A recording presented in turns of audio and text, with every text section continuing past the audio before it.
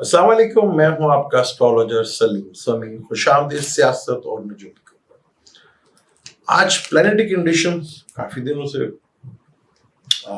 काफी इंटरेस्टिंग है, तो मैंने कहा चलें आपको मेरी शक्ल की तो ज्यादा जरूरत ही होगी, तो चार्ट के थ्रू ही आपको बताया जाए कि प्लैनेटरी कंडीशन जो चल रही है आ, इन दौरान बहुत सी चीजें जो ऐसी ऐसी चीजें हैं जो इससे पहले कभी भी पाकिस्तान में नहीं, और दुनिया में बहुत सी कुछ चीजें हैं जो पहले कभी नहीं। कुछ चीजें हैं जिसके शायद हम अभी बात कर नहीं सकते, आने वाले वक्त पे जरूर बात करेंगे। इंटरेस्टिंग चार्ट है, ट्रांजिट के चार्ट है, उसके ऊपर बात करते हैं। चलें चार्ट के ऊपर बात करते हैं।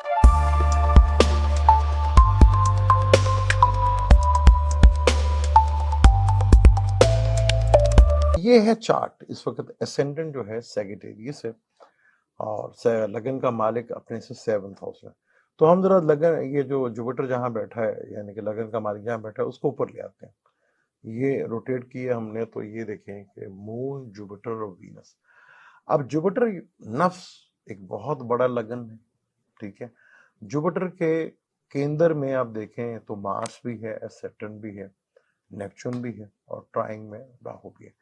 यानी कि जुपिटर के 10वें घर में कोई प्लेनेट बैठा हो नैश तो वो ज्यादा अच्छा नहीं माना जाता। और 4th हाउस से देखें तो मार्स, वो भी अच्छा नहीं माना जाता। तो यहाँ पे देखें मून, जुपिटर और वीनस का कंजक्शन, सैटर्न अपने नक्षत्र पे और मरकरी भी सैटर्न के नक्षत्र पे, राहु भी जुपिटर के नक्षत्र पे और जुपिटर भी राहु के अपना ही नक्षत्र पर।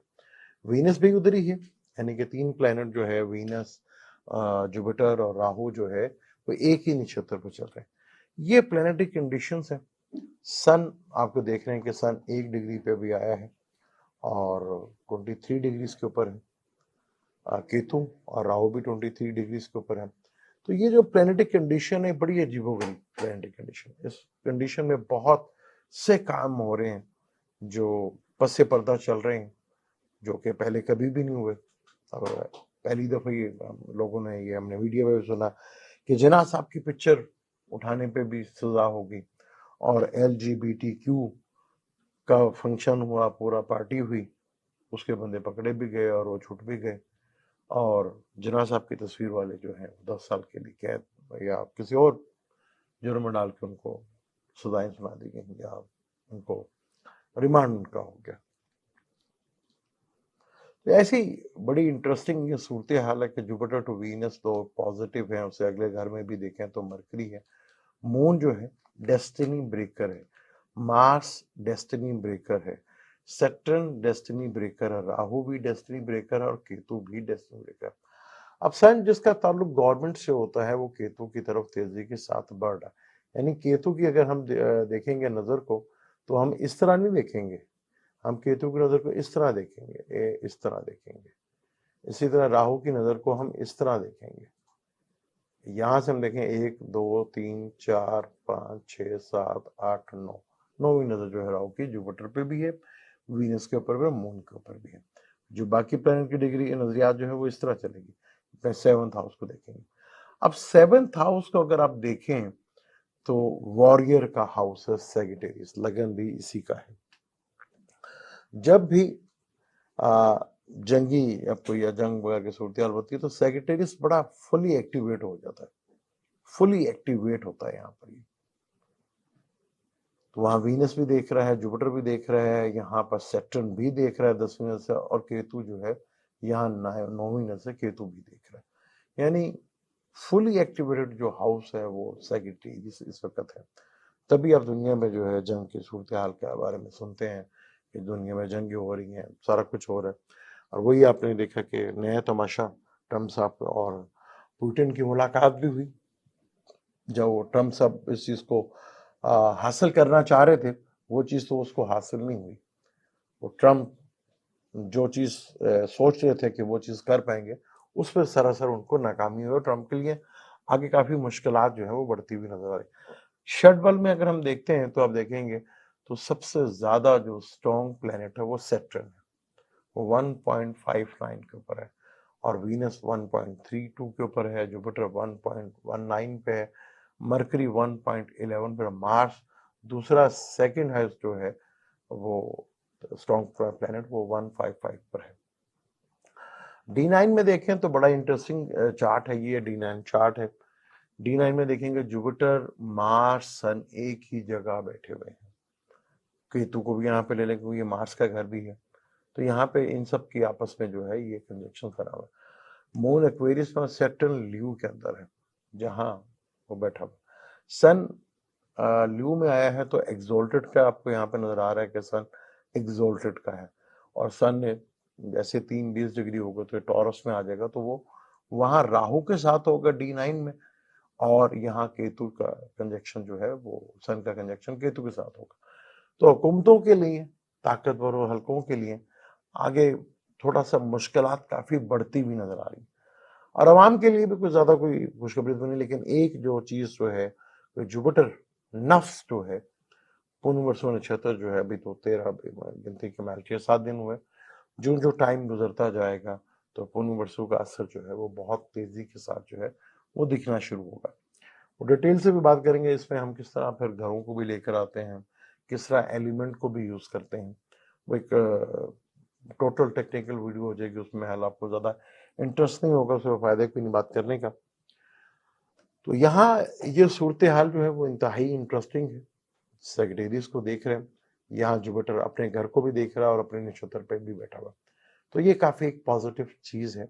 वीनस यहाँ से 20 तारीख को निकलकर मरकरी के साथ आएगा, तो ये भी एक अच्छा, लेकिन सैटर्न के साथ, लेकिन सैटर्न रेट्रोगेड है। लेकिन वैदिक एस्ट्रोलॉजी से देखें तो ये ट्राइंग बनती है, लेकिन अगर नाड़ी से देखें तो ये सैटर्न पिछले की तरफ, घर की तरफ, राहु की तरफ बढ़ रहा है, राहु आगे की तरफ बढ़ रहा है।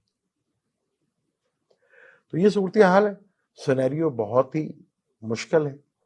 जैसे आपने देखा कि पीछे मार्स सैटर्न एक अनस्टेबिलिटी लेकर आता है, ये मार्स और ये सैटर्न ये अनस्टेबिलिटी लेकर आता है, वो बहुत ज्यादा अनस्टेबिलिटी बढ़ रही है, और जो भी चीज हो रही है वो अचानक हो रही है। कल जो सवात में जो कुछ हो रहा है और बाकी जगह पे भी सैलाब आ रहे हैं, तो उसका मेन रीजन जो है वो इंसानों की बनाई हुई अपने हाथों की कमाई है, वो जो खा रहे हैं जो दुनिया में जो भी है, इंसानों के सारा कुछ है। जब आप इकोसिस्टम को छेड़ते हैं तो सिस्टम जो है चलते हैं। इसलिए प्लेनेट भी जो है वो पूरे सिस्टमाइज, वो जरा सा भी इधर से उधर नहीं होते, क्योंकि ये मेरे अल्लाह के बताए हुए कानून के तहत जो है वो चल रहे हैं।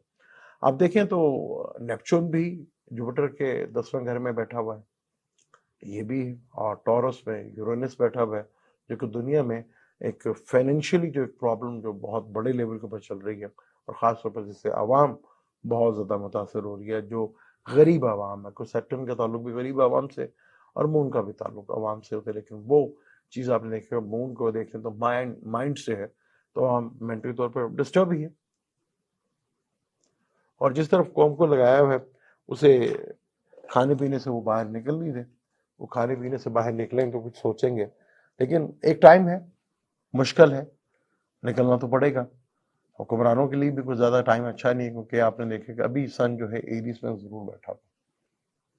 थर्ड हाउस जो होता है वो कम्युनिकेशंस का होता है, बातचीत का होता है। हमारे बड़ों ने बातचीत करने की कोशिश की, और मैंने पहले भी कहा था कि मिडल मैन को बीच में लाने की जब भी आप कोशिश करेंगे तो आपको प्रॉब्लम होगी। यहाँ आपको 1-to-1 चीजें अगर करेंगे, फेस टू फेस, यानी कि आपने सामने बैठकर आप खुद चीजों को ठीक करने की कोशिश करेंगे तो चीजें बेहतर होंगी। जब भी आप मिडल मैन को लेकर आएंगे तो दुनिया में जो है वो एक तो चीज बदनामी का बायस बनेगी, और उससे फायदा कुछ नहीं होगा। चीजें कोई बुरी बात नहीं है, अगर 1-to-1 अगर आपकी मुलाकात होती है, बात करते, तो उसमें कोई बुराई नहीं है, जो कि मुझे लगता है कि आगे इस तरह पॉसिबल है कि मिडल मैन जब भी आएगा सिवाय बदनामी के अलावा और अपने आप को कैश करने के अलावा वो कुछ भी नहीं करेगा। तो ये हमारे बड़ों को भी सोचना चाहिए।